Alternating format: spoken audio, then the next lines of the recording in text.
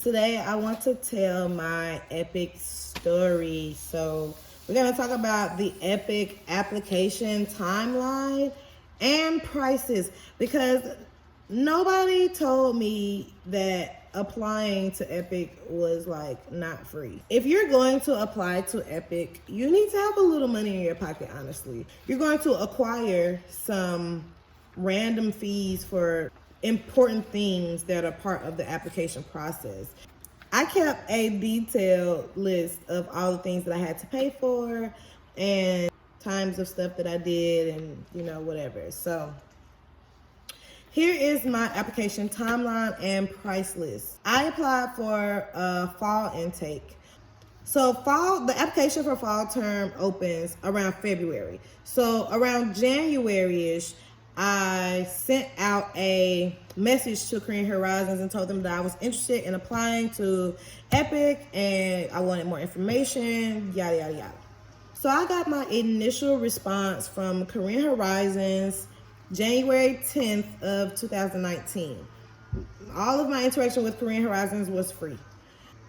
I secured my initial letters of recommendation by February 20th of 2019. Also free because I just drove to the people that I was getting letters of recommendation from. So I didn't have to worry about any mailing costs. I didn't have to worry about traveling to my university or anything like that. Everything was local, so that was free for me.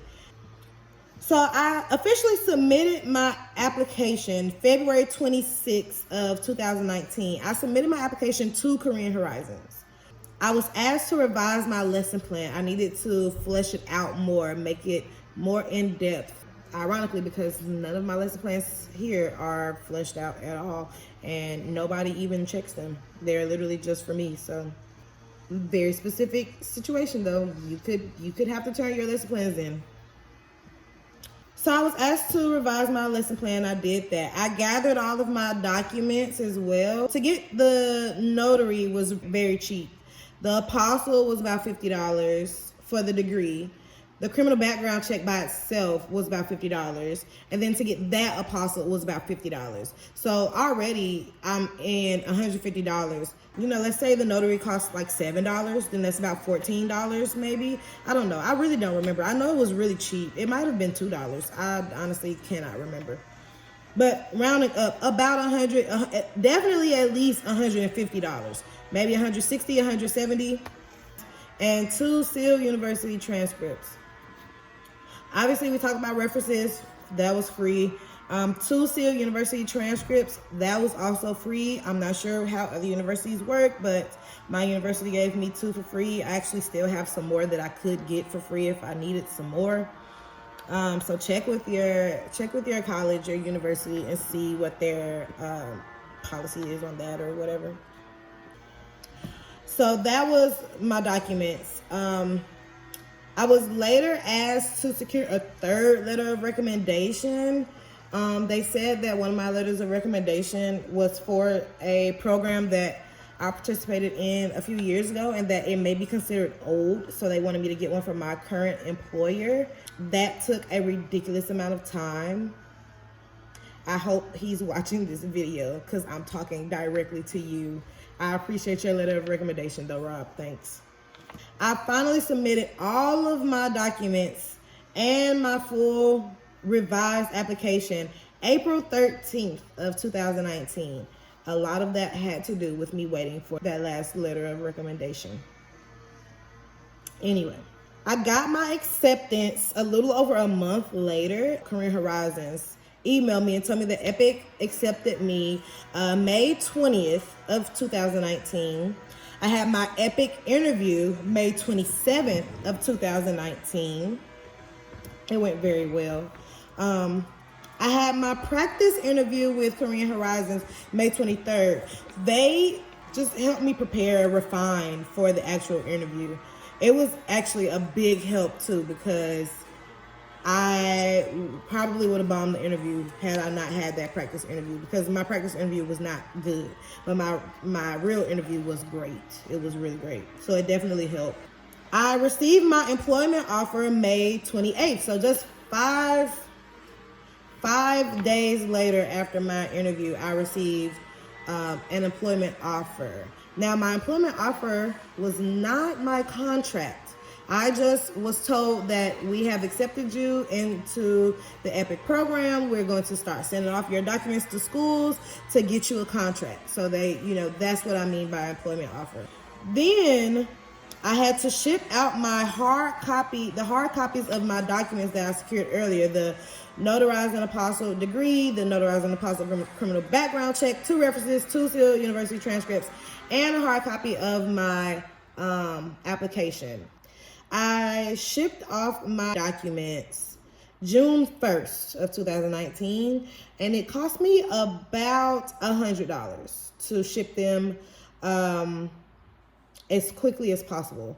And as quickly as possible got them there in 6 or 7 days. So I shipped it. I went to the place June 1st, and they got to Korea June 7th for $100. And I used DHL. Okay. That was June. I shipped my documents off June 1st, and I literally went on vacation. I'm about to be very honest here, and because some of my family does not know this, but after I shipped off my documents, I went on vacation, and I quit my job. Like I told you, I was going through a quarter-life crisis, so I was doing a lot of sporadic stuff, not really thinking things through. I quit my job, and I had savings and stuff like that. So, and I also was driving for Lyft, so I had a little bit of money coming in, but there was a lot going on at my job. So I just quit. I was just like, I'm about to go to Korea anyway, like, whatever. I have enough money saved that I could go without working for 2 months and not be dirt poor, so I just quit.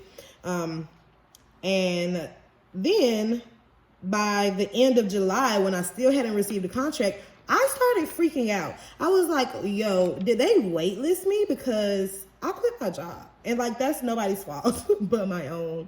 Just being crazy and sporadic, and I don't know why I did that, but but it was good that I did, especially considering that I did get to come here when I came. Because I needed that time to it was a lot going on in my life personally at the time. And I needed that time to just kind of like not have to clock in and deal with other people's mess on a weekly basis.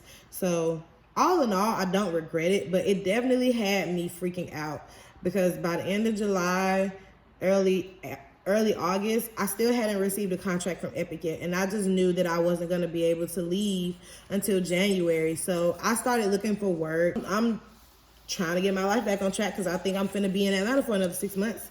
And then August 8th, I received my contract and notice of appointment.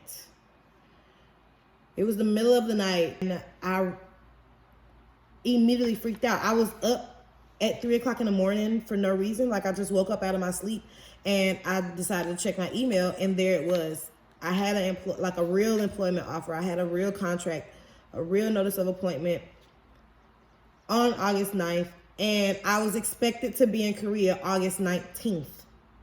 That's 10 days, y'all. 10 days to pack up my entire life and move across the world. They expected me to be there for orientation on the 19th. Not get there and orientation starts tomorrow. Not get there and orientation starts in a week. But like the 19th was the day that orientation started. Okay? So shout out to my friends and my family for talking me through all of this because I was freaking out.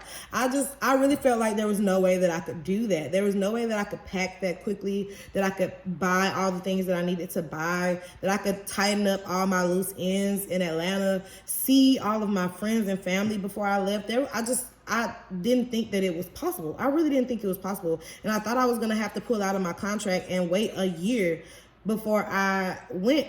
But I did everything that I could to make it happen because I was like, I can't stay in Atlanta for another year. I'm going to self-destruct. Like, I cannot stay here.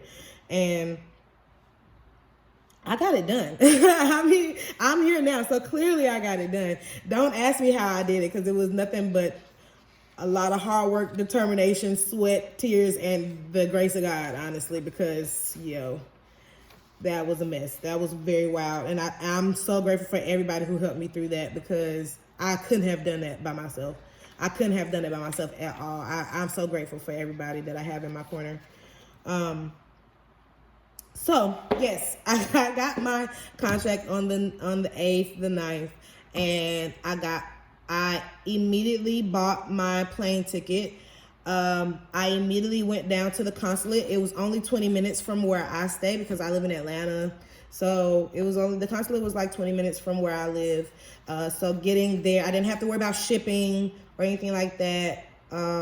The visa was $45. And then my flight was $1,200. It was a 14-hour straight nonstop flight. When I got on the flight, I didn't have Wi-Fi. So I bought Wi-Fi, because I'm not gonna sit on a plane for 14 hours and not have Wi-Fi. I can't do anything. And I didn't want to have to sit and watch movies the whole time. I wanted to be able to get on social media and stuff. So I paid for Wi-Fi. It was $20 for 14 hours of worth of Wi-Fi. I don't regret it at all. So then I brought about $700 of cash with me that I exchanged in the Korean airport. And so all in all, I spent roughly $2,000. I spent roughly $1,300, and then I brought $700 with me, cash. And I still had money in my savings. So, if I needed more money, they have ATMs here that you can get money out of your American account or your international account, whatever.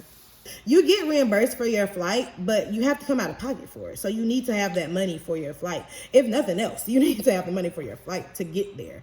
But then you're gonna have a few small costs that will add up eventually. So you need to be prepared to spend that money as well. If you don't want to come over here with no money, you just never know. Some people had to pay deposits when they got to their apartment, and this is case by case. I did not have to pay a deposit. I didn't even have to pay my first month's rent.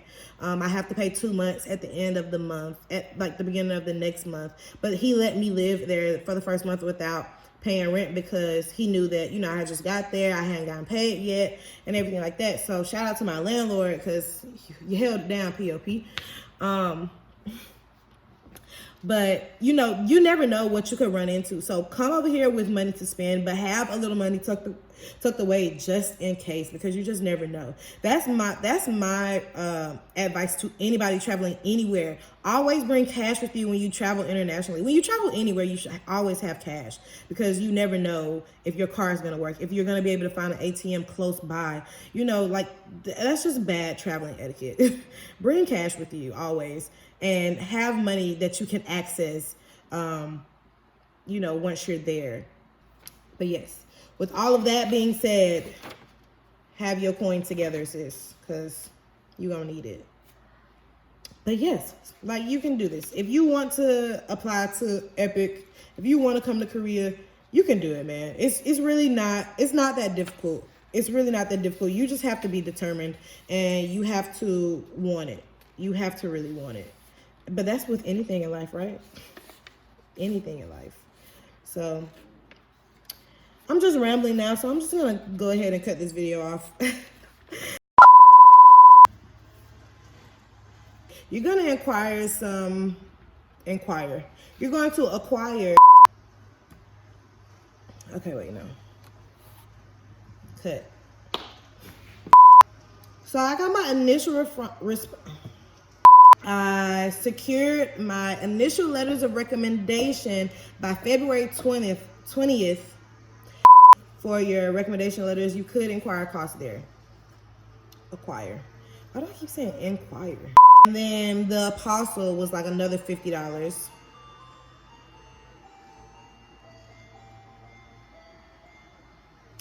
I just rounded up to $20. I don't remember exactly.